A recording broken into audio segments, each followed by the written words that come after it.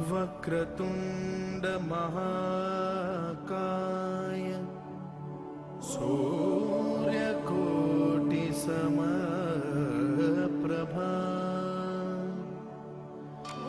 निर्विघ्नं कुरु मे देव सर्वकार्येषु सर्वदा।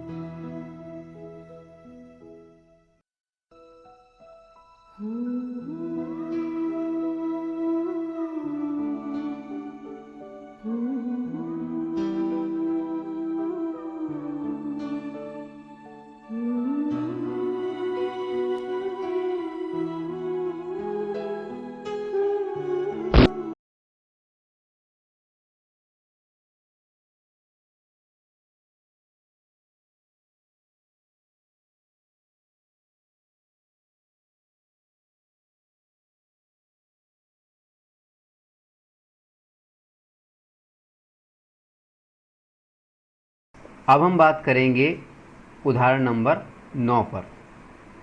उदाहरण 9 में हमसे कहा गया है, उदाहरण 2 के अनुसार जो सवाल, उदाहरण 2 जो हमें पहले सवाल हमने किया था उसी सवाल को रिपीट किया गया है। और सवाल हमसे कहा गया है कि यदि 2 पेंसिलों और 3 रबड़ों का मूल्य 9 रुपये है और 4 पेंसिल और 6 रबड़ों का मूल्य 18 रुपये हो, ठीक है। यानी इरेज़र का पेंसिल का मूल्य दे रखा है, बता रखा है कि 2 पेंसिल्स का और 3 रबड़ों यानी इरेज़र्स का मूल्य 9 रुपये है और 4 पेंसिल्स और 6 इरेज़र्स रबड़ों का जो मूल्य है वो है 18 रुपये, ठीक है। अब सबसे पहले तो ये जो हमें परिस्थिति दी गई है इसको हम क्या करते हैं, प्रश्नानुसार। ये पहले तो ये मान लेते हैं, माना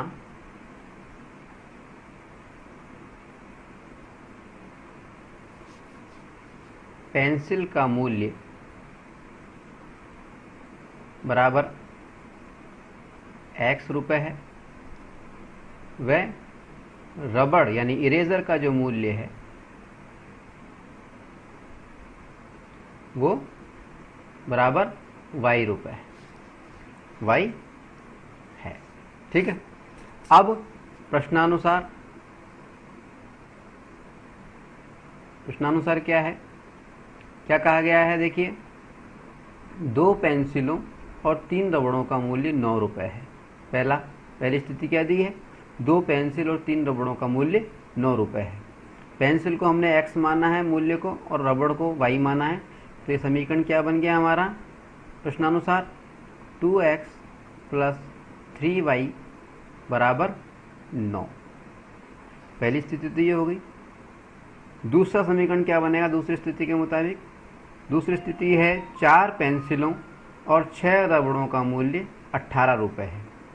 यानी ये हो गया हमारे पास में 4x + 6y, रबड़ y है ना, तो 6y बराबर कितने हैं 18। तो दूसरा समीकरण बन गया हमारा ये वाला। इसको लिख दिया हमने समीकरण 1 और इसको लिख दिया हमने समीकरण 2। ठीक है। अब इन दोनों समीकरणों को हमें क्या करना है, प्रतिस्थापन विधि से हल करना है।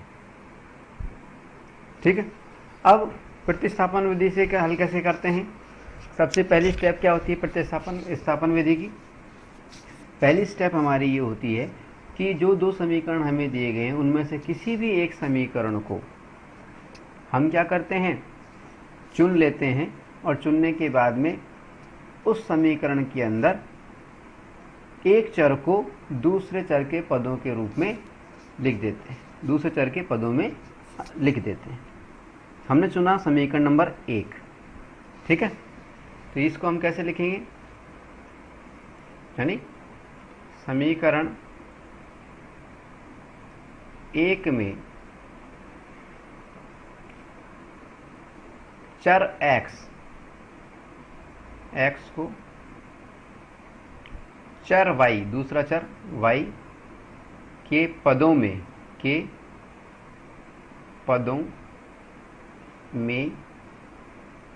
लिखने पर समीकरण है हमारा, समीकरण क्या है 2x + 3y = 9। अब इसमें चर x को y के पदों में लिखना है, यानी x को यहीं रहने देना है, 2x ये हो जाएगा हमारा। कैसे लिखते हैं इसको y के पदों में, देखिए 2x को यहीं रहने देंगे, 2x = 9, और ये जो माइनस का 3 प्लस का 3y था उसको पक्षांतर करके दूसरे पक्ष में ले जाएंगे तो ये हो जाएगा -3y। और अगर हम खाली x की बात करें तो ये हो जाएगा x बराबर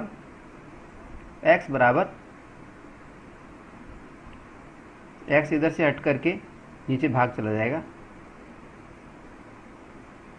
ये 2। x बराबर क्या आ गया 9 - 3y/2। तो ये जो समीकरण आया बना हमारा समीकरण 1 में चर x को चर y के पदों में लिखने पर, इसको हमने नाम दे दिया समीकरण 3, समीकरण नंबर 3। ठीक है।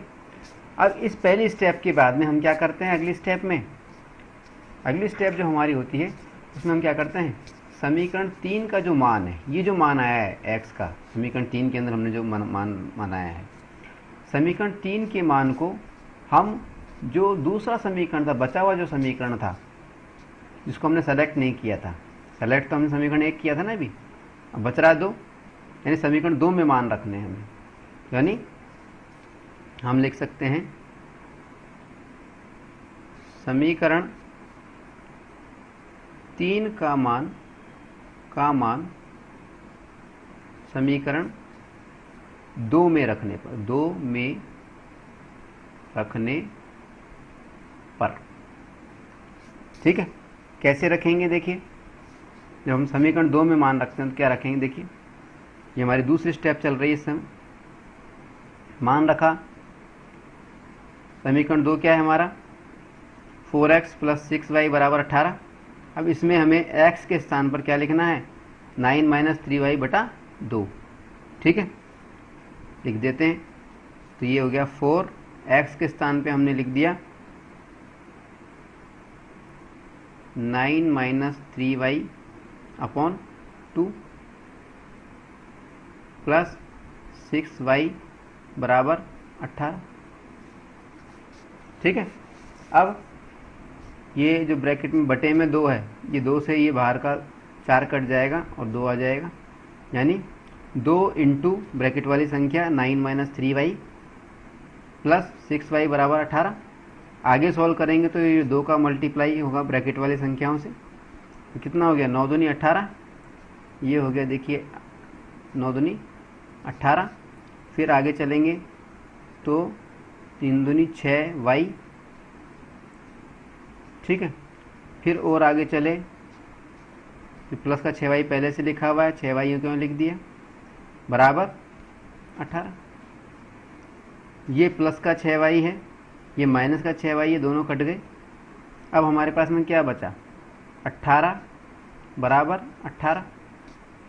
कोई भी चर नज़र नहीं आ रहा है हमें, y का मान निकालने हम चले थे, हम y चर का मान ज्ञात करना चाह रहे थे, लेकिन यहाँ पे y के दोनों जो संख्याएं थी वो आपस में कट गई, इसलिए हमें y का कोई भी मान प्राप्त नहीं हुआ। ठीक है, दोनों बराबर बराबर संख्याएं प्राप्त हो रही हैं, y का कोई मान प्राप्त नहीं हो रहा है। इस स्थिति का मतलब क्या होता है, हमने आपको बताया था कि जब भी ऐसी स्थिति आए, हम किसी चर का मान निकाल रहे हैं और वो चर जिसका मान ज्ञात करना चाह रहे हैं वही शून्य हो जाए, वही जीरो हो जाए और केवल अंक आए, दोनों अंक भी बराबर आए, तो ऐसी स्थिति में हम क्या लिखेंगे, हमें ये लिखना होता है कि यह कथन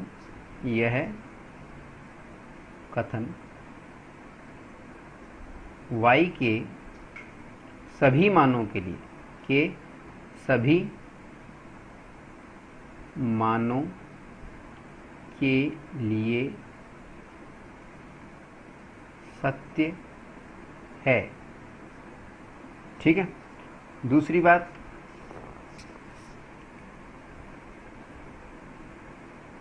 अतः परंतु, अच्छा अतः परंतु नहीं, अतः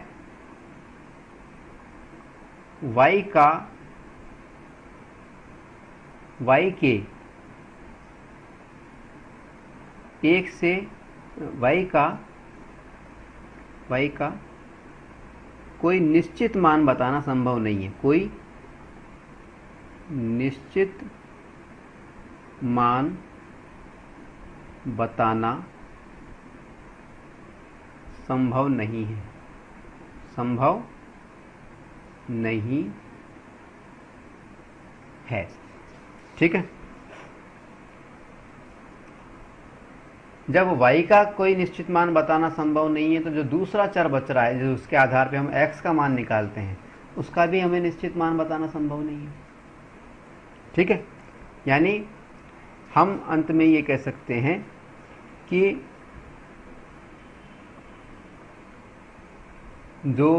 ये जो समीकरण थे, हमारे दो रैखिक समीकरण थे, इन दोनों रैखिक समीकरणों में जो चरों का इस्तेमाल हुआ है, इन चरों का जो हल है,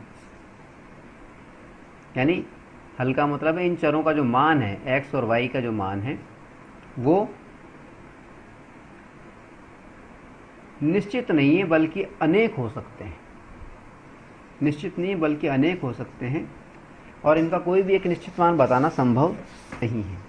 अब यहाँ पे इसको बात को लिखने के बाद में हमारा सवाल समाप्त हो जाता है, लेकिन यहाँ पे हम थोड़ी सी बात आपको ये और बता दें कि आखिर ऐसा हुआ क्यों। देखिए, ऐसा इसलिए प्राप्त हुआ हमें क्योंकि इन दोनों समीकरणों को, जो भी हमारे प्रश्न के अंदर हमें जो समीकरण प्राप्त हुए, इन दोनों समीकरणों को अगर हम गौर से देखें तो दोनों समीकरण एक दूसरे के समतुल्य हैं। क्या हैं? दोनों समीकरण एक दूसरे के समतुल्य हैं, एक दूसरे के बराबर है। समतुल्य का मतलब क्या होता है कि इनके जो कोफिशिएंट्स हैं, इनके जो गुणांक हैं, उनका अनुपात बराबर है। आइए देखते हैं, चेक करके देखें गुणांक क्या होते हैं।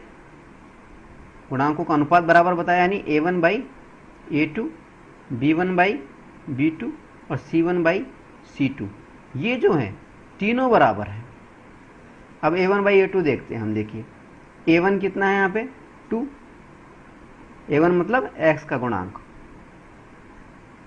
दूसरे समीकरण में a2 x का गुणांक क्या है 4, b1 यानी y का गुणांक पहले समीकरण में क्या है 3, b2 यानी y का गुणांक दूसरे समीकरण में क्या है, वो है 6 लिख दिया।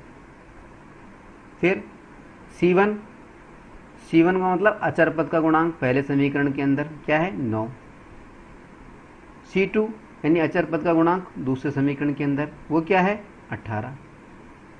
अब इन अनुपातों को अगर हम देखें तो इनको काटें तो ये 1/2 प्राप्त हो गया, 3 दूनी 6, ये भी 1/2 प्राप्त हो जाएगा, और ये 9 दूनी 18, ये भी 1/2 प्राप्त हो जाएगा। तीनों का अनुपात बराबर प्राप्त हो गया। ठीक है, इसका मतलब क्या, दोनों जो समीकरण हैं वो समतुल्य हैं, क्योंकि दोनों समीकरणों के जो तीनों गुणांक हैं वो उनका जो अनुपात है वो बराबर है। दूसरी बात इससे ये भी साबित हो गई हमें कि ऐसे समीकरणों के अगर हम हल करना चाहें, बीजगणितीय रूप से उसका हल निकालना चाहें, तो उसके अपरिमित रूप से अनेक हल हो सकते हैं। कोई भी एक निश्चित हल बताना संभव नहीं होता है।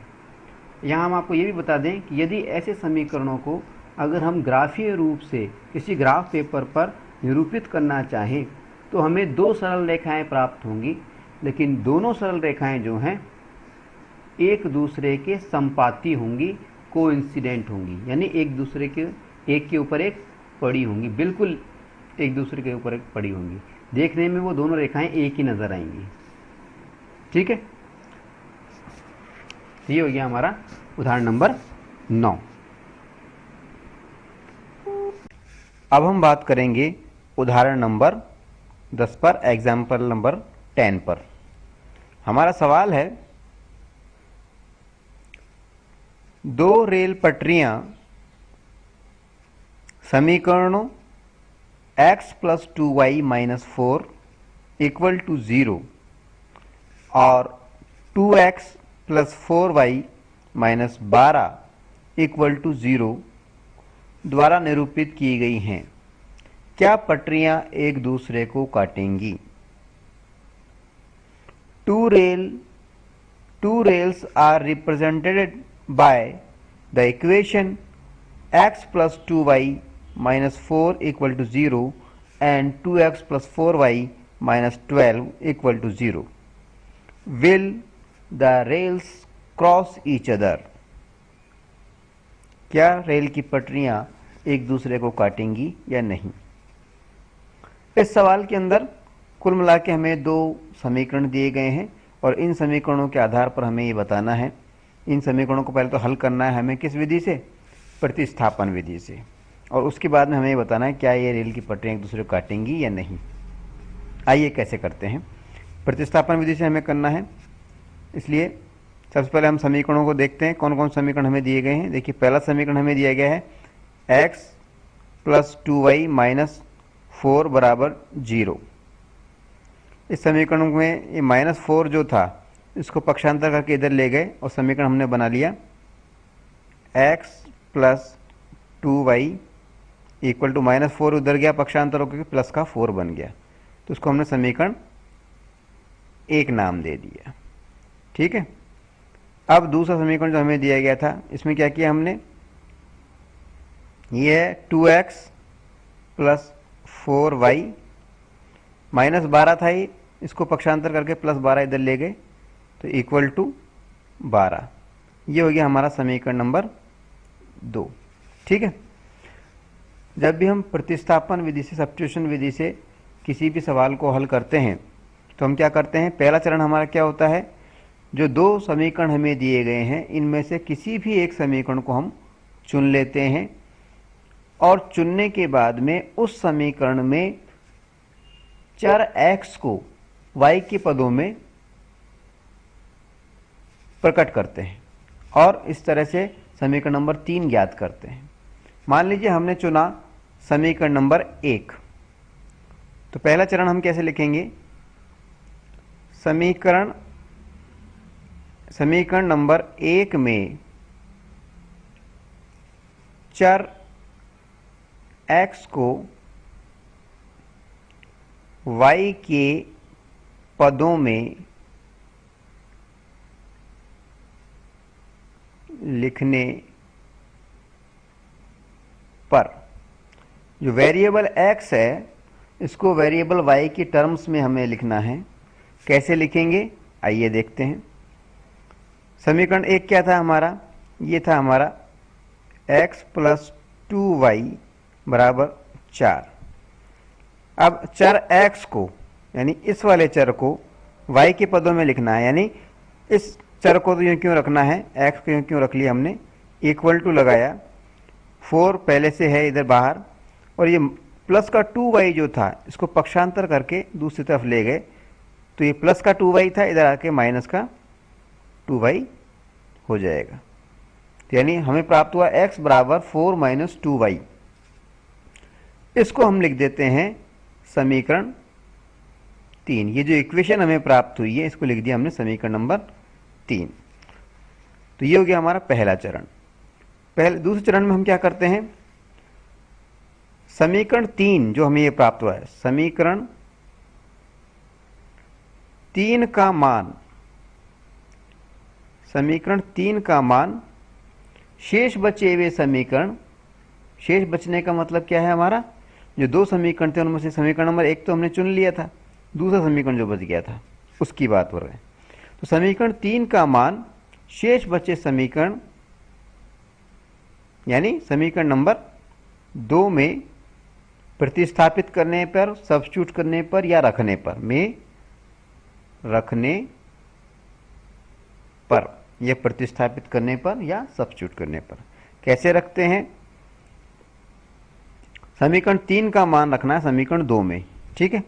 तो समीकरण 2 क्या है, पहले तो ये देखिए, समीकरण 2 है हमारा, क्या है, 2x प्लस 4y बराबर 12। अब इस समीकरण में समीकरण 3 का मान रखना है। समीकरण 3 क्या है, x बराबर y माइनस x बराबर 4 माइनस 2y, ठीक है। यानी x के स्थान पर हम चाहें तो 4 माइनस 2y लिख सकते हैं, ठीक है। तो समीकरण 3 का मान समीकरण 2 में रखने का मतलब ये है कि जहां पर समीकरण 2 में x का प्रयोग हुआ है 2x, वहां पर हमें x के स्थान पर 4 माइनस 2y लिखना है, ठीक है। ऐसा करने पर क्या हुआ, देखिए 2 फिर x है तो x के स्थान पर हमने लिख दिया 4 माइनस 2y, ठीक है। फिर आगे बढ़े, प्लस का 4y यूं क्यों लिखा हुआ है, आगे बढ़े 12 यूं क्यों रखा हुआ है, ठीक है, रख दिया मान। अब मल्टीप्लाई कर देते हैं, 2 को 4 से कर देंगे, फिर 2 को 2y से कर देंगे। 2 को 4 से किया तो क्या हो गया 8y, सॉरी 2 को 4 से किया तो 8 आ गया। फिर आगे बढ़े, 2 को इस वाले 2y से किया तो माइनस का 4y, प्लस के 4y पहले से ही थे,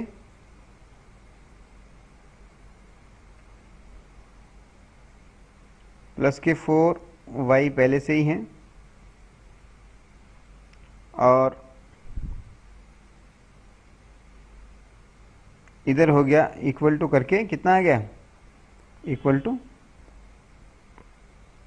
12 पहले से लिखा हुआ है ही, ठीक है। अब पक्षांतर करके देख लेते हैं हम। पक्षांतर किया हमने तो ये 12 को इधर ले आए हम, मान लीजिए, ठीक है। तो हमें क्या हो गया, ये देखिए माइनस का 12, देखिए माइनस का 4y था और ये प्लस के 4y, ये तो कट जाएंगे। फिर पक्षांतर किया, 12 को इधर ले आए हम, मतलब 8 बराबर 12 आ रहा है, ठीक है। तो 12 को इधर ले आए हम, इधर तो माइनस के 12 हो गए, तो माइनस 12 प्लस के 8 बराबर 0, ठीक है। अन्य शब्दों में हम कह सकते हैं 12 में से 8 गए तो 4, यानी माइनस 4 बराबर 0।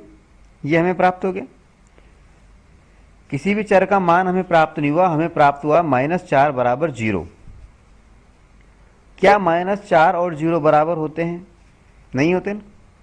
हमने पहले बताया जब भी ऐसी स्थिति आ जाए कि असत्य कथन हमें प्राप्त हो जाए तो हमें निश्चित तौर पे माइनस 4 बराबर 0 नहीं होता है, इसका मतलब ये कथन असत्य है। और क्योंकि हमें एक असत्य कथन प्राप्त हो रहा है, अतः स्पष्ट है हमें क्या लिखना है, चूंकि कथन असत्य है। कैसे लिखेंगे हम, लिख दिया, मान लीजिए हमने लिख दिया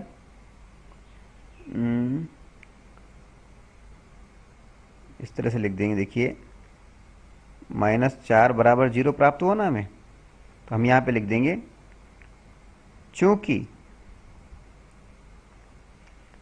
-4 बराबर 0 एक असत्य कथन है, एक असत्य कथन है।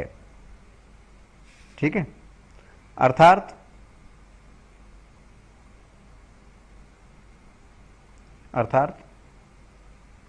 स्पष्ट है कि दिए गए समीकरण में, अर्थात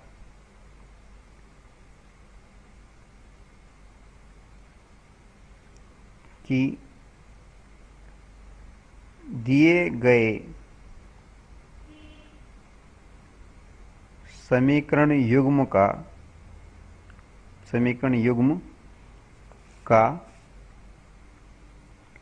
कोई भी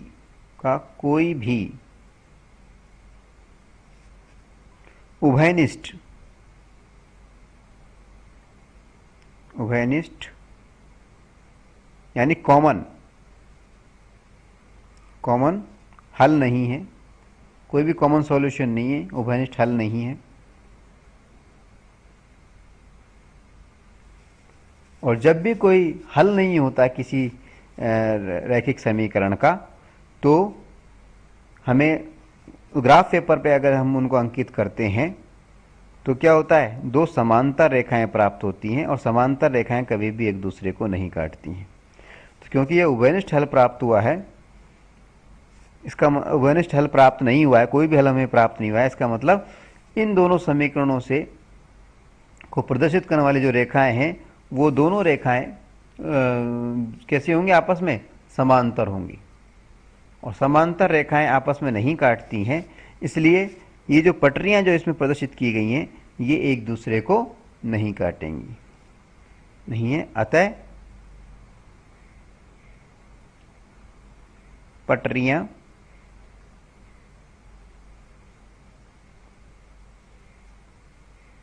एक दूसरे को नहीं काटेंगी। ठीक है, कुल मिलाके जब भी हमें कोई असत्य कथन प्राप्त हो जाए हल करते समय, जब भी हम y चर का मान ज्ञात करना चाहें और हमें असत्य कथन प्राप्त हो जाए, तो हमें सिर्फ इतना सा लिखना है, चूंकि यह एक असत्य कथन है, अतः स्पष्ट है कि दिए गए समीकरण युग्म का कोई भी उभयनिष्ठ हल नहीं होगा। अतः ये इससे प्रदर्शित जो रेखाएं हैं, इस समीकरण युग्म से प्रदर्शित रेखाएं आपस में नहीं काटेंगी। ठीक है, ये हो गया हमारा उदाहरण नंबर 10।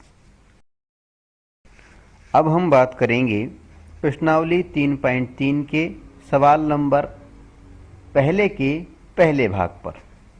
हमारा सवाल क्या है कि निम्न रैखिक समीकरण युग्म को प्रतिस्थापन विधि से हल कीजिए, यानी solve the following pair of linear equation by the substitution method. Substitution method से हमें दिए गए रैखिक समीकरण के युग्म को हल करना है। ठीक है, रैखिक समीकरण का युग्म जो हमें दिया गया है, इस युग्म के अंदर हमें दो समीकरण दिए गए हैं।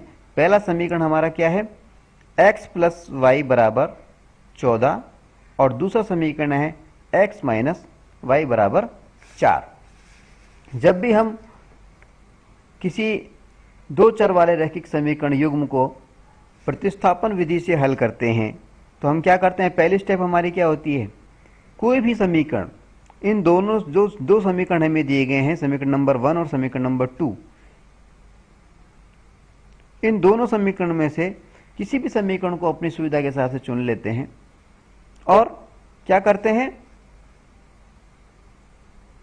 उस समीकरण के अंदर एक चर को दूसरे चर के पदों के रूप में अंकित कर देते हैं। जैसे मान लीजिए हमने इन दोनों समीकरणों में से समीकरण नंबर 2 को चुना। ठीक है, तो हमें क्या लिखना होगा पहले चरण में, देखिए क्या लिखेंगे, समीकरण 2 में चर x को y के पदों में लिखने पर, ठीक है। चर x को y के पदों में कैसे लिखेंगे, आइए देखते हैं। समीकरण 2 था हमारा x माइनस वाई बराबर 4, ठीक है। चर x को y के पदों में लिखना है, यानी x को यहीं रहने देना है। कैसे लिखेंगे, x यहीं रह गया, इक्वल टू किया, y को पक्षांतर करके, माइनस का y था, पक्षांतर करके इधर ले गए तो प्लस का y हो जाएगा दूसरे पक्ष में जाकर के, तो ये हो जाएगा 4 प्लस y, ठीक है। अब ये जो प्राप्त हुआ है हमें, इसको हमने लिख दिया समीकरण नंबर 3, ठीक है। दूसरा चरण हमारा क्या होता है, देखिए क्या लिखा हुआ है, समीकरण 3 का मान, यानी दूसरे चरण में हमें लिखना है समीकरण 3 का मान, यानी x बराबर 4 प्लस वाई, x का मान 4 प्लस वाई, समीकरण 3 का मान, शेष बचे समीकरण, शेष बचे यानी कौन सा बचा, समीकरण नंबर 1 में रखने पर या प्रतिस्थापित करने पर या सब्स्टिट्यूट करने पर, ठीक है। कैसे रखेंगे मान, समीकरण नंबर 1 क्या था हमारा, x प्लस वाई बराबर 14। अब जहां पर x है उस जगह पे हमने क्या लिखना है, 4 प्लस वाई, समीकरण नंबर 3 को अंकित कर देना है, यानी x के स्थान पर 4 प्लस वाई हमें लिखना है, ठीक है। तो x के स्थान पर हमने लिखा 4 प्लस वाई, आगे y यूँ की यूँ है, प्लस का y यूँ क्यों लिख दिया, इक्वल टू 14 यूँ क्यों लिख दिया, इक्वल टू 14 लिख दिया, ठीक है। ये y और ये y 2y हो गए, y 2y, ठीक है ना। और ये जो 4 है इसको हमने पक्षांतर करके दूसरी तरफ ले गए, ठीक है।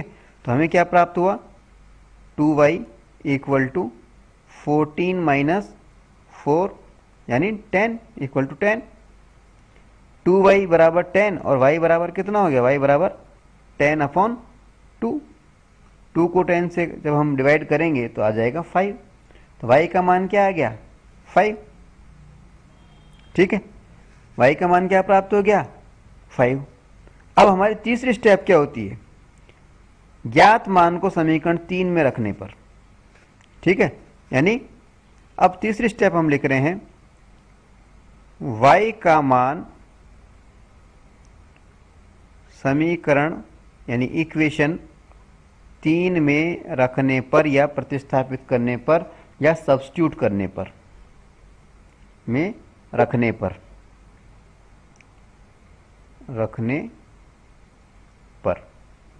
अब y का मान क्या आया है, 5, समीकरण 3 हमारा क्या है, x बराबर 4 प्लस वाई। अब y की जगह पर अगर हम 3 रख देते हैं तो क्या प्राप्त होगा हमें, देखिए y की जगह पर अगर हम 3 रख दें यहाँ पे तो हमें क्या प्राप्त होगा, x बराबर 4 प्लस y की जगह पे क्या रखना है हमें, y का मान क्या है, 5, y का मान 5 रख दिए, तो 4 और 5 जुड़ करके 9 हो जाएंगे, यानी x बराबर हमारे पास में क्या प्राप्त हो जाएगा, 9। तो हमें क्या मान प्राप्त हुए, इस पूरे सवाल में हमें x का मान तो हमें 5 प्राप्त हो गया, ठीक है। x इक्वल टू तो हमें x इक्वल टू तो 9 प्राप्त हुआ है, इक्वल टू, और y बराबर हमें 5 प्राप्त हुआ है, ठीक है। ये हो गया हमारा प्रश्नावली 3.3 का सवाल नंबर 1 का पहला भाग, ठीक है। अब हम बात करेंगे प्रश्नावली 3.3 के सवाल नंबर 1 के दूसरे भाग पर। इस दूसरे भाग में हमें क्या सवाल दिया गया है, हमें सवाल दिया गया है, दो समीकरण दिए गए हैं, पहला समीकरण है हमारा s माइनस टी बराबर 3, ये समीकरण नंबर 1, और दूसरा है s बटा 3 प्लस t/2 बराबर 6। दो समीकरण हमें दिए गए हैं और इन दोनों समीकरणों को हमें प्रतिस्थापन विधि से, सब्स्टिट्यूशन मेथड से हल करना है। सबसे पहले तो जब हम इन दोनों समीकरणों को देखते हैं तो हमें ये मालूम चलता है कि इसमें जो युग्म दिया गया है, इसमें जो दूसरा समीकरण है ये रैखिक स्थिति में नहीं है, अरैखिक है, ये लीनियर इक्वेशन नहीं है, ये नॉन लीनियर इक्वेशन है। तो सबसे पहले तो हम क्या करते हैं, तो समीकरण नंबर 2 है, इसको लीनियर इक्वेशन के रूप में लिख लेते हैं। कैसे लिखेंगे आइए देखते हैं। देखिए हमें दिया गया है s/3 plus t/2 equal to 6। ठीक है, अब 6/1 मान लीजिए आप। ठीक है, अब लीनियर बनाने के इन दोनों को आप वो ले सकते हैं, क्या एलसीएम लेना है हमारे को, लघुत्तम समापवर्तक लेना है। 3 और 2 का लघुत्तम क्या आएगा 6। ये कितना हो गया 3 दूनी 6, 2 बार गया, और ये हो गया 2s प्लस इधर से 2 तिया 6, 3 बार गया तो 3 से मल्टीप्लाई 3t इक्वल टू 6/1। ठीक है, अब क्रॉस मल्टीप्लाई कर लीजिए इसको।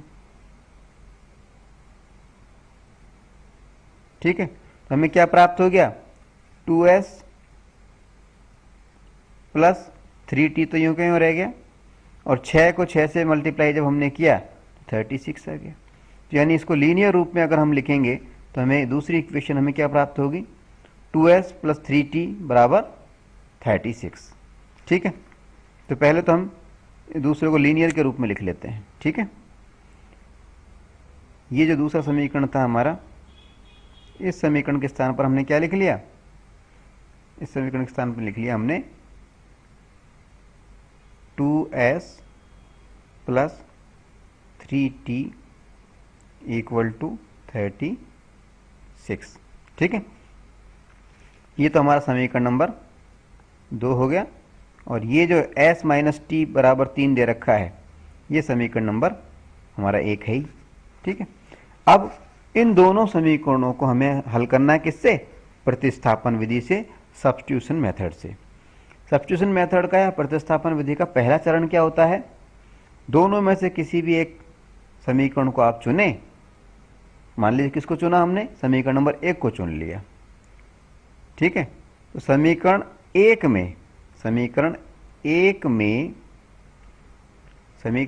में चर s को, 2 चर है ना इसमें t और s, इसमें किसी भी चर को ले लिया, मान लिया s को ले लिया, चर s को चर t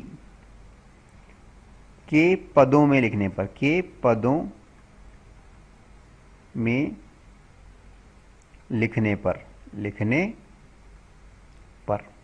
ठीक है, कैसे लिखा, लिखने से क्या हो गया, देखिए ये हमारा समीकरण 1 था, s माइनस टी बराबर 3, इसको हमने चर s को लिखना है t के पदों में, तो ये हो गया 3, t इधर पक्षांतर होकर के इधर आएगा तो प्लस का t, 3 प्लस टी।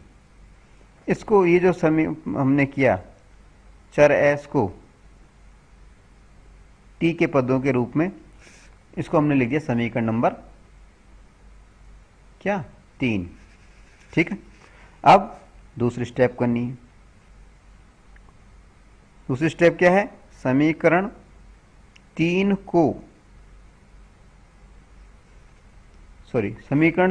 का मान शेष बचा समीकरण कौन सा है, समीकरण नंबर 2 का मान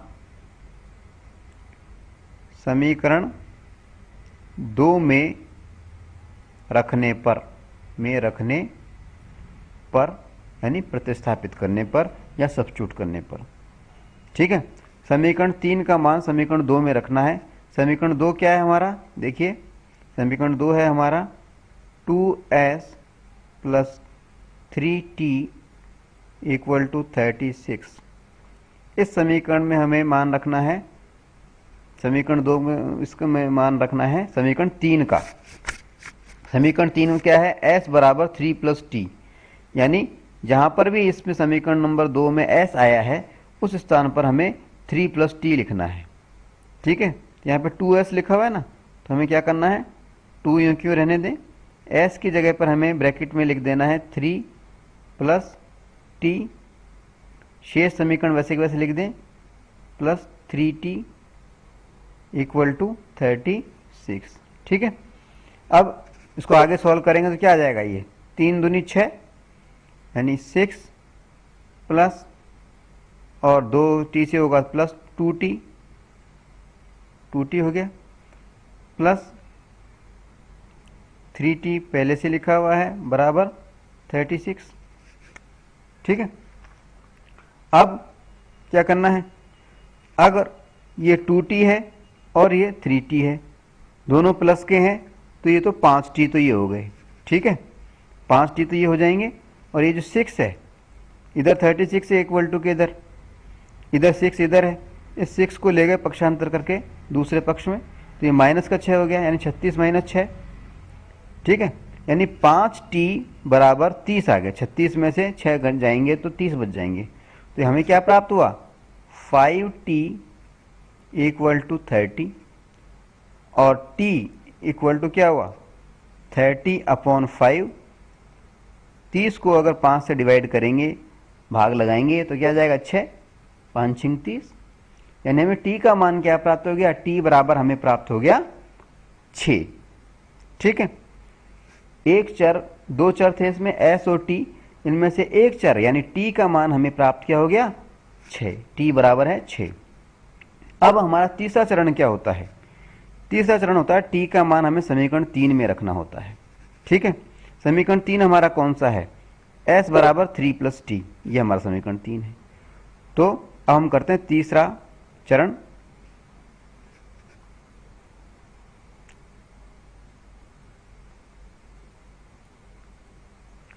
t का मान समीकरण 3 में रखने पर। ठीक है, समीकरण 3 क्या है हमारा, समीकरण 3 है हमारा s बराबर 3 + t। ठीक है, अब t का मान समीकरण 3 में रख रहे हैं, t का मान कितना आया था, 5। ठीक है, 5 × 30, t का मान क्या आया था हमारे पास में 6, यानी t के स्थान पर हमें क्या रखना है, t के स्थान पर 6 लिख देना है। तो s बराबर 3 + 6। ठीक है, यानी s बराबर 9।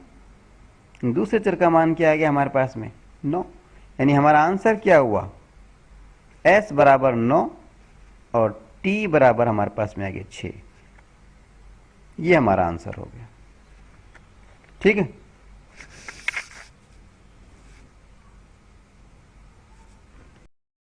अब हम बात करेंगे प्रश्नावली 3.3 के सवाल नंबर 1 के तीसरे भाग पर। इसमें हमें जो 2 चर वाले रैखिक समीकरण का युग्म दिया गया है, उसका पहला समीकरण है हमारा 3x - y बराबर 3, और दूसरा समीकरण है 9x - 3y बराबर 9।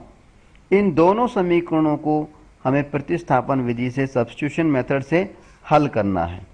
कैसे करते हैं, पहला चरण हमारा क्या होता है सब्स्टिट्यूशन मेथड का, कि दोनों में से किसी भी एक समीकरण को हम चुनते हैं। मान लीजिए समीकरण 1 को चुन लिया, तो हमने लिखा समीकरण 1 में चर x को y के पदों में लिखने पर चर x को y के पदों में हमने लिखना है। कैसे लिखेंगे, समीकरण 1 हमारा है 3x - y बराबर 3। ठीक है, अब चर x को यानी इसको, ठीक है, इसको y के पदों में लिखना है। कैसे लिखेंगे, देखिए 3x को यहीं रहने देते हैं, y को पहले तो इस साइड में ले जाते हैं, माइनस का y है, जब पक्षांतर होकर दूसरी तरफ जाएगा साइड चेंज होकर के, तो ये प्लस का y हो जाएगा, यानी 3 + y हो जाएगा। तो ये हो जाएगा, पहले तो होगा 3x बराबर 3 प्लस वाई, और अगर खाली x की बात हम करें तो ये क्या हो जाएगा, x बराबर 3 प्लस वाई अपॉन 3। ठीक है, क्या हो गया, x बराबर 3 प्लस वाई अपॉन 3। ये जो हमें प्राप्त हुआ है इक्वेशन, समीकरण, इस समीकरण को हमने नंबर दे दिया समीकरण नंबर 3। ये समीकरण नंबर 3 हो गया। ठीक है, अब हमारी अगली स्टेप क्या होती है, दूसरी स्टेप क्या होती है, समीकरण 3 का मान बाकी बचे समीकरण, शेष बचे समीकरण यानी समीकरण नंबर 2 में का मान समीकरण 2 में रखने पर, 2 में रखने पर, समीकरण 3 का मान समीकरण 2 में रखने पर। समीकरण 2 क्या है हमारा, 9x minus 3y equal to 9। ठीक है, अब इस समीकरण 2 में हमें मान रखना है किसका, समीकरण 3 का, यानी x के स्थान पर हमें लिखना है x, ये x के स्थान पर क्या लिखना है हमें, 3 प्लस वाई बटा 3 x के स्थान पर लिखना है। ठीक है, तो ये किया हमने 9, इसको किया तो क्या होगा हमारे पास 9, x के स्थान पर हमने लिख दिया इसको, तो 3 प्लस वाई अपॉन 3। ठीक है, और आगे समीकरण माइनस 3y यूँ की यूँ है ही, माइनस 3y बराबर 9।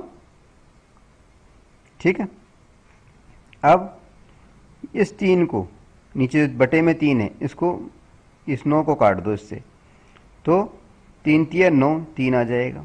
ठीक है, अब ये जो 3 आया है इसको हमें ब्रैकेट वाली संख्याओं से मल्टीप्लाई करना है, तो क्या आ गया हमारे पास में, ये हमारे पास में प्राप्त हुआ 3 तिया 9, तो 9 आ गया ये, प्लस 3y। ठीक है, ब्रैकेट के बाहर लिखा हुआ है माइनस का 3y और बराबर में लिखा हुआ है 9।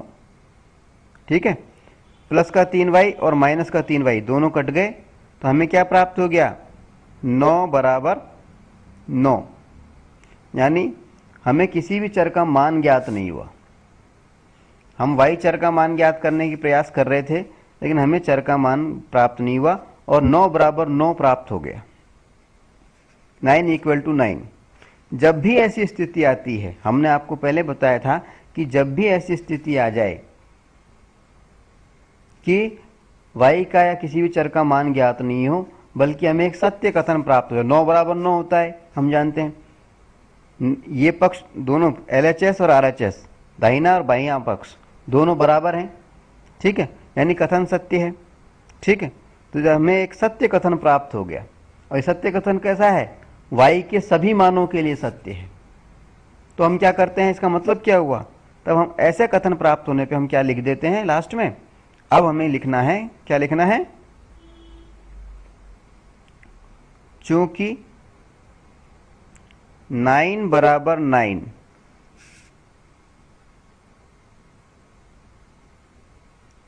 कथन y के सभी मानों के लिए, सभी मानों के लिए सत्य है। ठीक है, अतः चर y का एवं चर x का कोई निश्चित मान बताना, कोई एक निश्चित मान बताना, कोई एक निश्चित मान बताना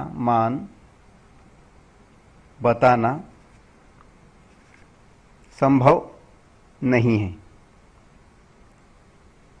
संभव नहीं है।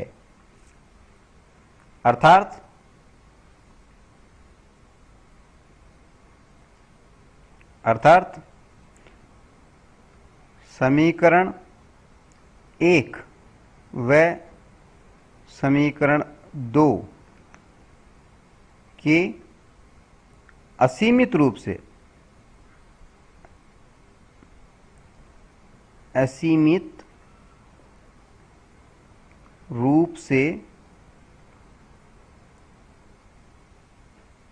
अनेक हल हो सकते हैं, अनेक हल हो सकते हैं। ठीक है, ये लिखने के बाद में हमारा सवाल समाप्त हो जाता है। ठीक है,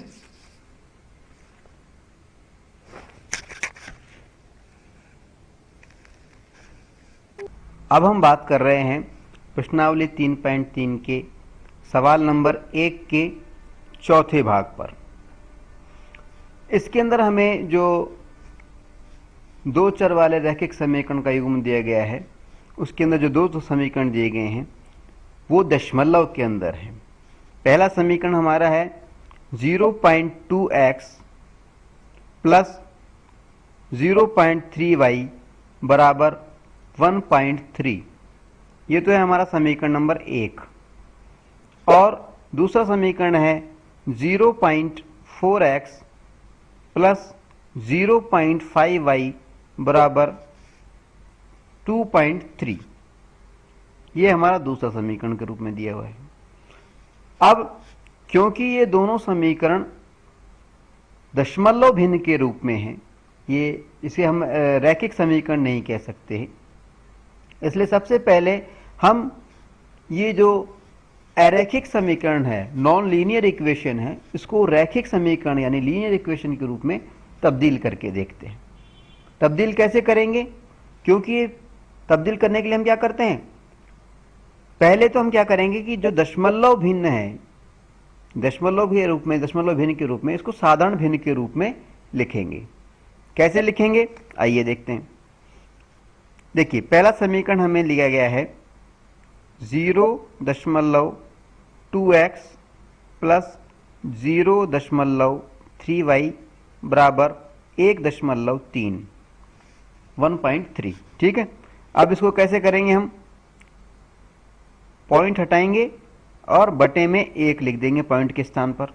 इसके आगे एक अंक है इसलिए 1 0 लगा दिया। ठीक है, इसी तरह से y में करेंगे, ये हटाया 1 लगाया, एक अंक है 1 0 लगा दी। इसी तरह से यहां पर दशमलव हटाया 1 लिख दिया हर के अंदर डिनोमिनेटर के स्थान पर।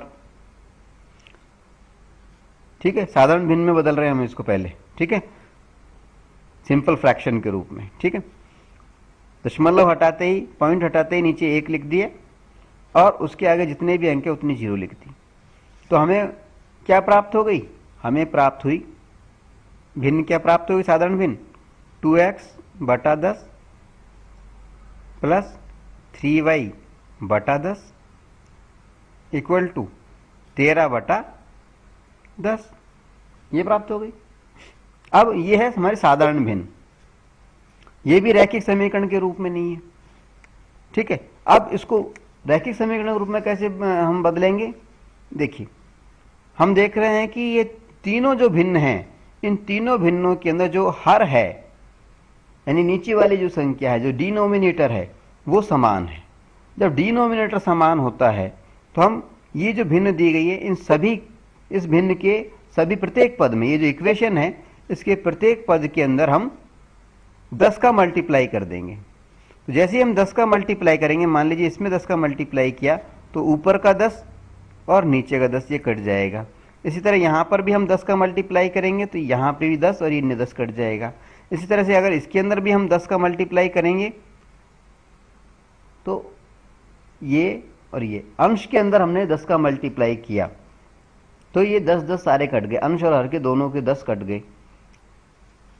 ठीक है, न्यूमरेटर और डिनोमिनेटर क्योंकि दोनों 10 10 हैं, इसलिए दोनों को काट दिया। तो हमारे पास बच क्या गया, 2x प्लस 3y बराबर 13। ठीक है, तो ये तो हो गया हमारा एक समीकरण। पहला समीकरण क्या हुआ, 2x प्लस 3y बराबर 13। ये तो हमारा पहला समीकरण हो गया। अब इसी तरह से अगर हम दूसरे समीकरण को भी हल करें, 0.4x था, आइए देखते हैं कैसे करेंगे हम। देखिए ये 0.4x है, तो दशमलव हटाएंगे हम और बटे में 1 लिख देंगे। दशमलव हटा करके 1 लिख दिया और 0 लग दिया, 10 हो गया। इधर भी दशमलव हटाते ही 10 हो गया। 2.3 में भी दशमलव हटाया, ये 10 हो गया। ठीक है, अब हमारे को क्या प्राप्त हुआ, हमें क्या प्राप्त हुआ, हमें प्राप्त हो जाएगा 4x बटा 10 प्लस 5y बटा 10 बराबर 23 बटा 10। ठीक है, अब इस समीकरण के अंदर, इस इक्वेशन के अंदर हर हमारे बराबर हैं, डिनोमिनेटर हमारे बराबर हैं।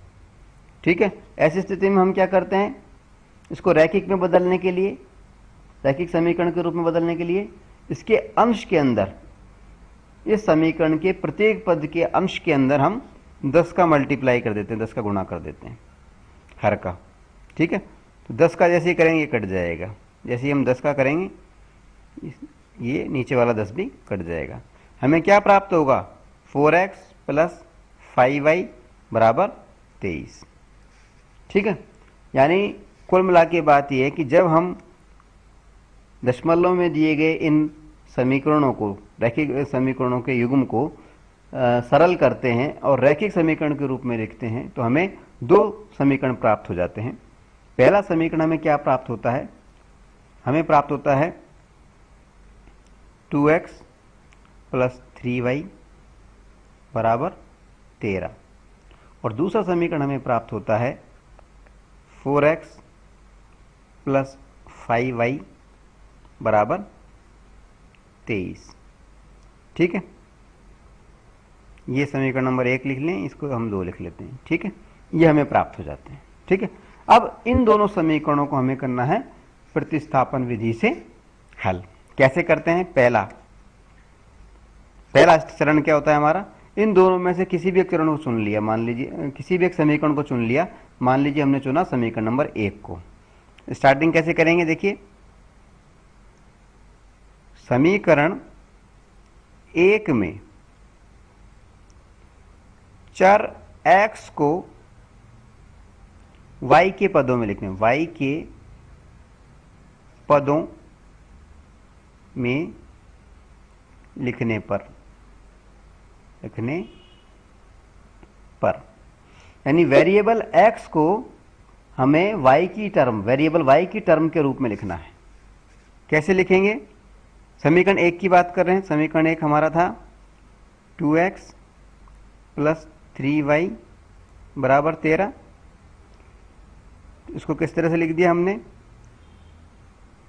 x चर को लिखना है ना y के पदों में, तो इसलिए हमने 2x को तो यहाँ की यहाँ रख लिया, इक्वल टू कर दिया 13, और ये जो 3y था प्लस का, इसको दूसरे पक्ष में ले गए तो माइनस का 3y हो गया, माइनस 3y।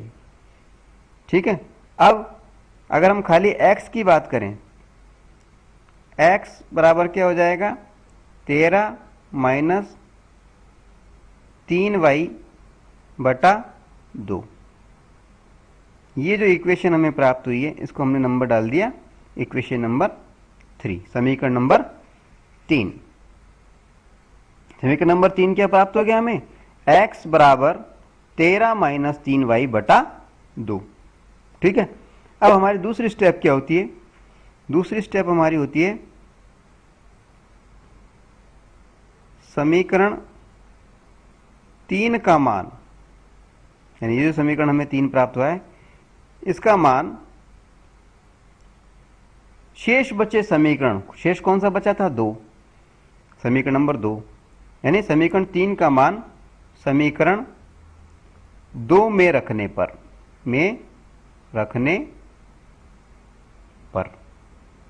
समीकरण 3 का मान हमें रखना है समीकरण 2 में। समीकरण 2 क्या है हमारा? 4x प्लस 5y बराबर 23। अब इसके अंदर हमें समीकरण 3 का मान रखना है, यानी समीकरण 3 क्या है? x बराबर 13 माइनस 3y बटा 2, यानी x के स्थान पर हमें 13 माइनस 3y बटा 2 लिखना है। किस में लिखना है? समीकरण 2 में। ठीक है, तो कैसे लिखेंगे देखिए, 4 हमने लिख दिया, x के स्थान पे हमने लिख दिया मल्टीप्लाई करके, ये हो गया ब्रैकेट के अंदर 13 माइनस 3y बटा 2, x का मान लिख दिया। फिर आगे बढ़े, समीकरण 2 को यूं क्यों लिख दिया? प्लस 5y बराबर 23। ठीक है, अब ये जो 2 है 13 माइनस 3y बटा 2, इस 2 को बाहर वाले 4 से जब इसमें डिवाइड किया, भाग दिया, तो क्या आ गया? 2। ठीक है, अब ये जो 2 बाहर काटने पर आया है, इस 2 को मल्टीप्लाई जब हमने ब्रैकेट वाली संख्याओं से किया तो हमें क्या प्राप्त हुआ? 13 दूनी 26 हमें प्राप्त होगा। क्या प्राप्त होगा? 26 माइनस, फिर 2 को इससे करेंगे 3 दूनी 6 माइनस 6y। ठीक है, फिर आगे समीकरण सेम है ही, प्लस 5y बराबर 23। ठीक है, क्या प्राप्त हो गया? 26 माइनस 6y प्लस 5y बराबर 23। ठीक है, ये प्लस के y हैं 5y, ये माइनस के 6y हैं, यानी अगर हम देखें तो घटाने पर हमें क्या प्राप्त होगा? Minus y। ठीक है, तो माइनस y तो यूं क्यों हो गया बराबर, अब ये 26 प्लस के थे, इधर बराबर के इधर 23 है, दूसरे पक्ष में कर ले गए हम इसको 26 को, तो ये माइनस का 26 हो गया। माइनस के 26 में से प्लस के जब 23 जाएंगे तो क्या आएगा? माइनस के 3, तो माइनस y बराबर आ जाएगा हमारे पास में -3। माइनस से माइनस काट दो तो हमारे को प्राप्त हो जाएगा y बराबर 3। क्या हो जाएगा? y बराबर 3, ये हमें प्राप्त हो जाएगा। यानी y का मान हमें क्या प्राप्त हुआ? y का मान प्राप्त हो गया हमें 3। ठीक है, अब तीसरे स्टेप क्या है? y का मान समीकरण 3 में रखना है, y बराबर 3, यानी y की जगह पर हमें 3 रखना है। किसमें? समीकरण 3 में। ठीक है, आइए रखते हैं। y का मान समीकरण 3 में रखने पर ठीक है, अब समीकरण 3 क्या है? x बराबर 13 माइनस 3 बटा 2, 3y था ना ये, बटा 2। अब y का मान क्या आया था हमारे पास में? 3, तो ये y के स्थान पर हमें 3 लिख देना है, यानी ये हो जाएगा x बराबर 13 माइनस 3 इंटू 3 बटा 2। ठीक है, और आगे बढ़ेंगे तो क्या होगा? x बराबर 13 माइनस 9 बटा 2। 13 में से 9 गए तो कितने बचे? 4, यानी x बराबर 4 बटा 2। 2 का भाग 4 में लगाएंगे तो आ जाएगा 2, यानी x का मान प्राप्त हो गया हमें 2। ठीक है, y बराबर हमें प्राप्त हुआ था कितना? 3, x बराबर हमें प्राप्त हो गया 2। ये हो गया हमारा आंसर। ठीक है, अब हम बात करेंगे प्रश्नावली 3.3 के सवाल नंबर 1 के 5वें भाग पर। इसके अंदर हमें जो समीकरण का युग्म दिया गया है वो अंडर रूट के अंदर दिया गया है। पहला समीकरण हमें क्या कहा गया है? हमें पहला समीकरण दिया गया है under root 2x plus under root 3y बराबर 0। ये तो हमें समीकरण नंबर 1। दूसरा समीकरण हमें दिया गया है under root 3x minus under root 8y बराबर 0। अब इस समीकरण युग्म को हमें प्रतिस्थापन विधि से, सब्स्टिट्यूशन मेथड से हल करना है। कैसे हल करते हैं? सबसे पहले हम बात करते हैं, पहला शुरुआत कैसे करते हैं, फर्स्ट स्टेप कैसी होती है हमारी। फर्स्ट स्टेप में हम लिखते हैं समीकरण 1 में चर x को y के पदों में लिखने पर, y के पदों में लिखने पर, ठीक है। चर x को y के पदों में हमें लिखना है समीकरण 1 के अंदर। समीकरण 1 क्या था हमारा? √2x + 3y बराबर 0।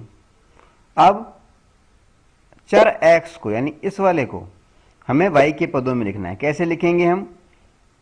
√2x यूं की यूं रहने दिया, ये 3y था, इसको दूसरे पक्ष में हम ले गए तो माइनस का 3y हो जाएगा। √3y था ना ये, उसका दूसरे पक्ष में ले गए तो बराबर minus √3y।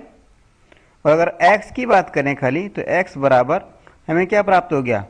Minus √3 upon √2y, ठीक है। ये जो इक्वेशन प्राप्त हुई है, इस समीकरण को हमने लिख दिया, नाम दे दिया समीकरण नंबर 3। समीकरण नंबर 3 हमारा क्या हो गया? x बराबर माइनस √3 बटा √2y, ठीक है। ये तो हो गया हमारी पहली स्टेप। अब हम क्या करेंगे? दूसरी स्टेप करेंगे। दूसरी स्टेप क्या होती है? समीकरण 3 का मान हमें रखना होता है बाकी बचे समीकरण में, यानी समीकरण नंबर 2 में, ठीक है। अब समीकरण 3 का मान हम रखते हैं समीकरण 2 में। कैसे? आइए देखते हैं। समीकरण 3 का मान समीकरण 2 में रखने पर, ठीक है। समीकरण 3 हमें क्या प्राप्त हुआ था? x बराबर माइनस √3 अपॉन √2y, यही तो था। अब इस मान को रखना है हमें समीकरण नंबर 2 में। समीकरण 2 कौन सा है? ये वाला। समीकरण 2 है √3x माइनस √8y बराबर 0, ठीक है। तो ये कर दिया √3, x के स्थान पर हमने लिख दिया माइनस √3 बाई √2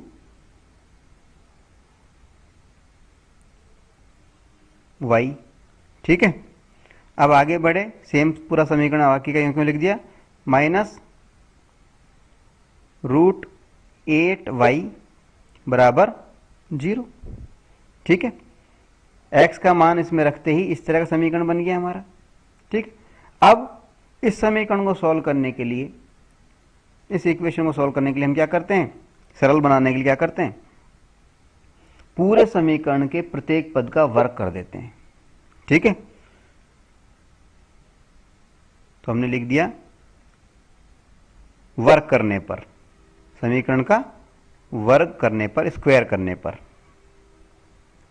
ठीक है। पूरे समीकरण के प्रत्येक पद का हमने वर्ग कर दिया है। तो हमने लिख दिया पूरे समीकरण के प्रत्येक वर्ग का वर्ग करने पर, प्रत्येक पद का वर्ग करने पर, ठीक है। कैसे होगा? देखिए, ये √3 है, इसका वर्ग करेंगे हम। वर्ग का मतलब होता है √3 इंटू √3। वर्ग करने पर क्या हो जाएगा? √3 और √3 को अगर मल्टीप्लाई करते हैं तो अंडर हट जाता है, यानी हो जाएगा सिर्फ 3। यहाँ ध्यान रखने वाली बात यह है कि जब भी हम अंडर रूट वाली संख्याओं को आपस में मल्टीप्लाई करते हैं अंडर रूट 3 को अगर हम अंडर रूट 3 से ही मल्टीप्लाई करें तो ये रूट अंडर रूट का चिन्ह हट जाता है और खाली 3 रह जाता है। ठीक है, और अगर हम 3 के रूट की बात करें और 3 का रूट हमें निकालना नहीं आता तो 3 संख्या जो है उसके ऊपर रूट का चिन्ह लगा देते हैं। ठीक है, इसी आधार पर हम बढ़े आगे। तो अंडर रूट 3 का जब वर्क किया तो ये 3 आ गया। इसी तरह अंदर चले हम तो माइनस का अंडर रूट 3 है, इसका जब वर्क करेंगे हम तो हमें माइनस का 3 रह जाएगा। नीचे अंडर रूट 2 है, इसका जब हम वर्क करेंगे तो ये 2 ही रह जाएगा।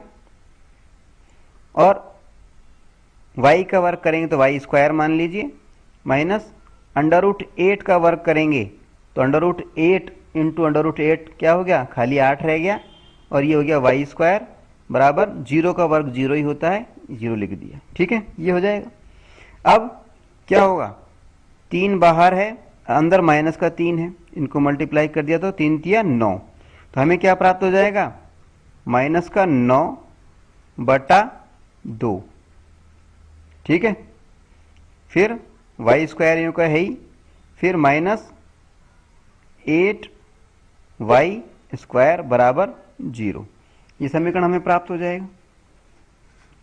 इस समीकरण की प्राप्ति के बाद में हम एक बार पुनः क्या करते हैं, इस सवाल को बहुत अच्छी तरह याद रखना है हमें। तो इस समीकरण की प्राप्ति के बाद में हमें क्या करना है, पहले हमने किया था वर्ग, पूरे समीकरण का वर्ग। अब वापस से हमें क्या करना है,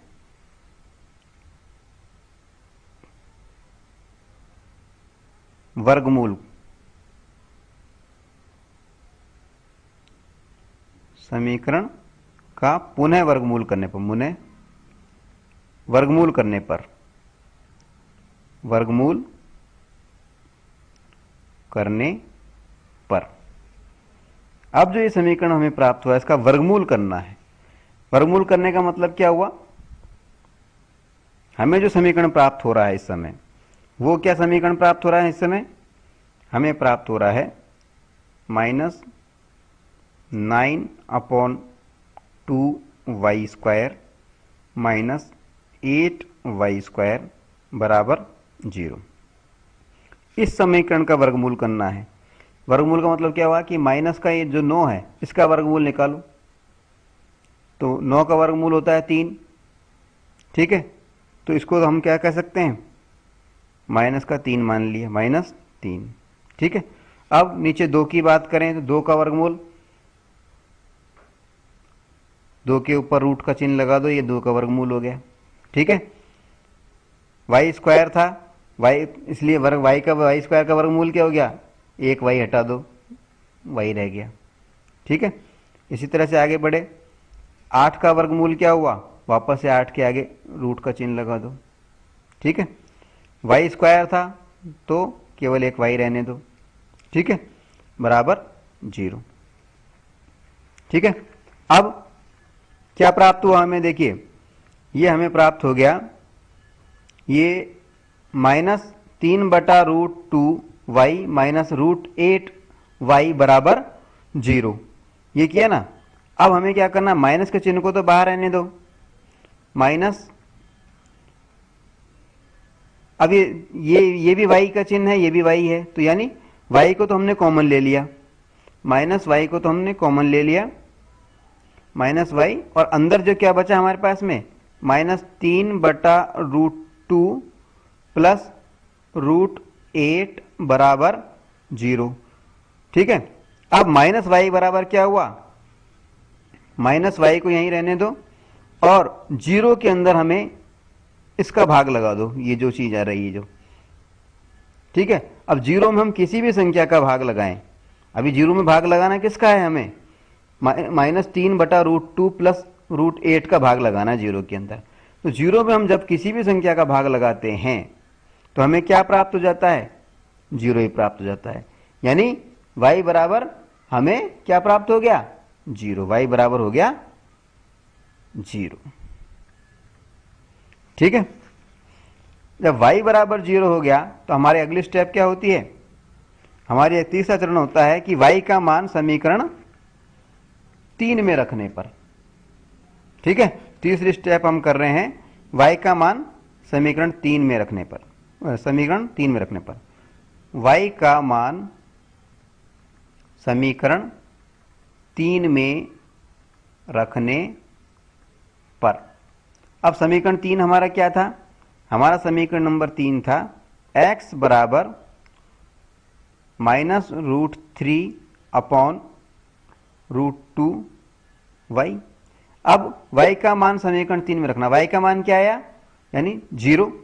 यानी हमें क्या करना है? x बराबर क्या हो जाएगा? -√3 अपॉन √2 इंटू 0। अब ये 0 से मल्टीप्लाई होगा तो ये टोटल 0 हो जाएगा। यानी कुल मिला के इस सवाल में हमारे को x का मान भी 0 प्राप्त हुआ और y बराबर भी 0 प्राप्त हुआ। ये है हमारा आंसर। ठीक है। अब हम बात करेंगे प्रश्नावली 3.3 के सवाल नंबर 1 के छठे और अंतिम भाग पर। हमें सवाल दिया गया है 3x/2 - 5y/3 = -1। एक समीकरण ये है सवाल में, और दूसरा समीकरण है x/3 + y/2 = 13/6। दूसरा समीकरण ये है। सवाल के समीकरणों को देखते ही हमें मालूम चल जाता है कि ये जो दोनों समीकरण दिए गए हैं वो रैखिक रूप में नहीं है, अरैखिक रूप से हैं, लीनियर नहीं है, नॉन लीनियर है। तो सबसे पहले तो हमें इन अरैखिक समीकरणों को, यानी भिन्न के रूप में जो समीकरण दिए गए हैं, फ्रैक्शन के रूप में जो समीकरण हमें दिए गए हैं, इनको रैखिक रूप में, लीनियर रूप में हमें व्यक्त करना है। कैसे करेंगे हम? आइए देखते हैं। पहले समीकरण की हम बात कर रहे हैं। पहला समीकरण हमें दे रखा है 3x/2 - 5y/3 = -2। ठीक है। अब लीनियर रूप से इसको रैखिक रूप में व्यक्त करने के लिए हम क्या करते हैं? दोनों का लघुत्तम ले लिया। 3 और 2 का लघुत्तम लिया तो आ गया 6। 2 तिया 6 और 3 तिया 9, 9x हो गए। माइनस का चिन्ह लगा दिया। 3 का 2 में 6 में लगाया तो 3 दूनी 6, 2 बार गया, और 2 को मल्टीप्लाई किया 5y से, कितना हो गया? 10y = -2। -2 के नीचे 1 लग मान लेते हैं हम और क्रॉस मल्टीप्लाई कर देते हैं। क्रॉस मल्टीप्लाई करने पर क्या आएगा हमें? 1 जब इससे मल्टीप्लाई होगा तो क्या आ जाएगा? यह आ जाएगा हमारे पास में 9x - 10y, यूँ क्यों रहा। और 6 जब -2 से होगा तो क्या आ जाएगा? = -12। तो पहला जो समीकरण दे रखा है हमें, इसको अगर हम रैखिक रूप में व्यक्त करें, लीनियर फॉर्म में व्यक्त करें, तो ये होगा 9x - 10y = -12। ठीक है। अब हम दूसरे समीकरण को लीनियर रूप में व्यक्त करके देखते हैं। ठीक है। दूसरा हमारा समीकरण है x/3 + y/2 = 13/6। ठीक है। 3 और 2 का लघुत्तम लिया, हमारे पास में 6 आ गया। ठीक है। 3 का भाग 6 में लगाया तो कितना आ गया? 3 दूनी 6, 2 आ गया। 2 को जब x से मल्टीप्लाई किया तो 2x आ गया। 2x प्लस का चिन्ह यूँ क्यों? 2 तिया 6, 3 बार गया। 3 को y से मल्टीप्लाई किया तो 3y आ गया = 13/6। जब हम क्रॉस मल्टीप्लाई करेंगे तो क्या आएगा? देखिए, क्रॉस मल्टीप्लाई जब हम करेंगे तो जब हमने क्रॉस मल्टीप्लाई किया, यानी 13 को 6 को 13 से मल्टीप्लाई किया, यानी इसको मल्टीप्लाई बाई 6 यहाँ पे किया तो 6 और ये 6 कट जाएगा तो 13 का 13 ही रह जाएगा। ठीक है। यहाँ पे 1 आ जाएगा तो 1 इससे जब मल्टीप्लाई होगा तो क्या हो जाएगा? 2x + 3y यूँ क्यों रह जाएगा। दूसरा समीकरण हमारा क्या बचा? 2x + 3y = 13। यह हमारा समीकरण नंबर 2 बन गया रैखिक रूप में व्यक्त करने पर। ठीक है। अब इन दोनों समीकरणों को हमें प्रतिस्थापन विधि से, सब्स्टिट्यूशन मेथड से हल करना है। वापस हम समीकरण लिख लेते हैं। पहला समीकरण हमारा बना था क्या?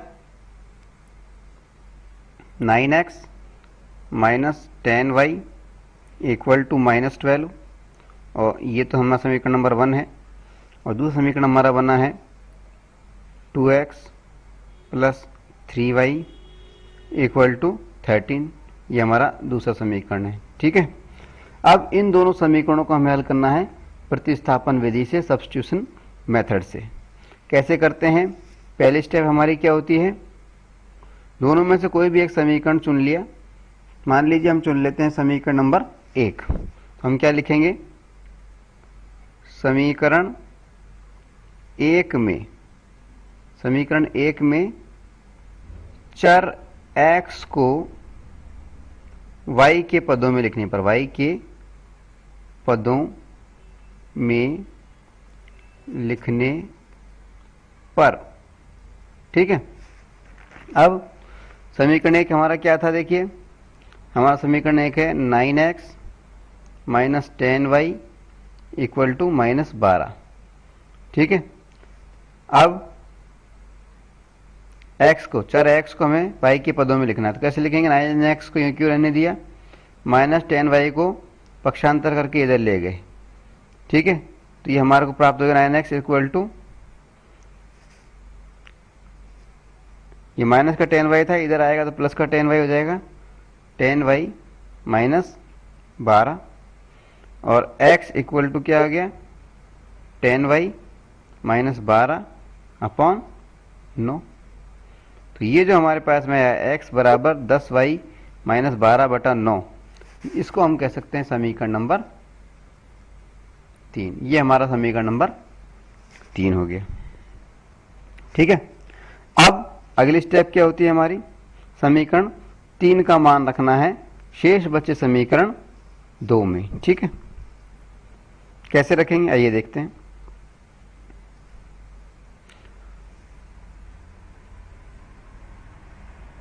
समीकरण 3 का मान समीकरण 2 में रखने पर, ठीक है। समीकरण 2 क्या था हमारा, पहले तो ये लिखते हैं हम। समीकरण 2 है हमारा 2x प्लस 3y बराबर 13। अब इसमें समीकरण 3 का मान रखना, तो समीकरण 3 हमारा क्या था, समीकरण 3 था हमारा x बराबर 10y माइनस 12 अपॉन 9, यानी x की जगह पर हमें 10y माइनस 12 अपॉन 9 ये लिखना है, ठीक है। x कहाँ पर है इसमें, ये रहा, तो हमने क्या लिखा, 2 इंटू ब्रैकेट में लिख लेते हैं 10y माइनस 12 अपॉन 9, ठीक है। फिर आगे प्लस 3y इक्वल टू 13, ये कहीं रह गया, ठीक है। अब मल्टीप्लाई कर देते हैं इसको, मल्टीप्लाई किया तो क्या आ गया, 10 दूनी 20y, 20y माइनस 24/9 चल ही रहा है, प्लस 3y बराबर 13, ठीक है। अब हम आगे बढ़ते हैं इस स्टेप से वापस से। हमें क्या प्राप्त हो गया था, हमें प्राप्त हो गया था 20y minus 24 upon 9 plus 3y बटा 1 मान लिया हमने इक्वल टू 13, ये था ना हमारा। अब इसमें 9 हमने कॉमन ले लिया, 9 कॉमन लेते हैं हमारे पास में क्या आ जाएगा, इधर 20y माइनस 24 तो यहाँ क्यों रह जाएगा, प्लस 3y को 9 से करेंगे तो 9 थी 27, तो ये हो गया 27y बराबर 13, ठीक है। 13 के नीचे बटा 1 मान लेते हैं और क्रॉस मल्टीप्लाई कर देते हैं, ठीक है। 13 को 9 से मल्टीप्लाई किया तो कितना आ गया, 117, ठीक है। और ये 1 से मल्टीप्लाई हुआ तो कोई फर्क नहीं पड़ा, तो हमारा समीकरण क्या प्राप्त हो गया, समीकरण हमें प्राप्त हो गया 20y minus 24 plus 27 equal to 117, 117, ठीक है। अब ये प्लस का 20y है और ये 27y है प्लस का, तो दोनों को जोड़ दिया तो प्लस के 47y हो गए। ठीक है, इधर माइनस का 24 है, पक्षांतर करके इस साइड में ले जाएंगे हम तो ये प्लस का 24 हो जाएगा। ठीक है, तो क्या हो गया हमारे पास में 47y इक्वल टू 117 प्लस 24। ठीक है, 117 और 24 को हमने जोड़ा तो कितना आ गया 141। तो 47y बराबर 141 और y बराबर कितना हो गया 141 के अंदर 47 का डिवाइड कर दिया हमने। जब हम डिवाइड करेंगे तो 3 बार जाएगा, 3 बार में 41 आ जाएगा, 47 141 आ जाएगा। ठीक है, तो आंसर हो गया y बराबर 3, y बराबर 3 आंसर आ गया। ठीक है, अब क्या करते हैं हम, जब y का एक चर का मान मालूम चल गया, y का मान मालूम चल गया, तो अब हम करते हैं y के मान को रखते हैं समीकरण नंबर 3 में। ठीक है, लिख दिया हमने y का मान समीकरण 3 में रखने पर, समीकरण 3 क्या था हमारा, समीकरण 3 था हमारा x बराबर 10y माइनस 12 अपॉन 9। y का मान क्या आया था हमारा, y बराबर 3 आया था हमारे पास में। ठीक है, इसमें y का मान रखना है हमारे को 3, तो क्या हो गया ये हो गया हमारे पास में x बराबर 10 ब्रैकेट में 3 माइनस 12 अपॉन 9। ठीक है, 10 दिया 30 हो गया, 30 माइनस 12 अपॉन 9। ठीक है, 30 में से 12 गए तो कितने बचे 18, तो हो गया x बराबर 18/9 और x बराबर 9 को 9 दूनी 18, 2 बार कर लेंगे 2। तो हमारे पास में आंसर क्या आया, x बराबर तो हमारे पास में आ गया 2 और y बराबर हमारे पास में आया था 3। ये हमारे आंसर हो जाएंगे। अतः x बराबर 2 और y बराबर 3 आंसर ANS। ठीक है।